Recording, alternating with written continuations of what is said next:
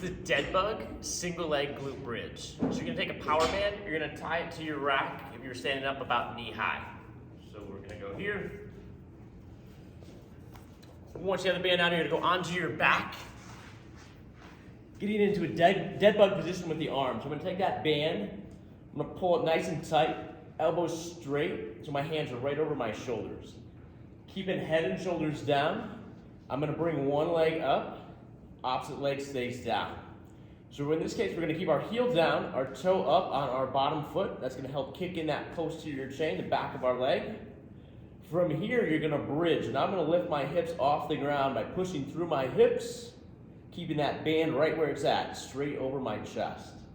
So what we're doing here with this band, automatically starting to kick in the core. A lot of times with glute bridges, we're not braced or engaged at the core, and we start to use our back. So this, number one, is gonna force us to engage our core right away.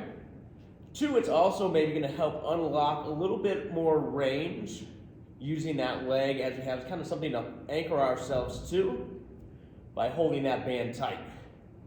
So as I do this, keeping the band tight, keep my core engaged, head, shoulders stay down, I wanna drive through my hip, squeezing at my glutes, so the back of my leg is doing the work. If you start to feel it low back, we don't want that. So do a couple checks. One, make sure you're kind of tight around the core, which the band should be helping you do.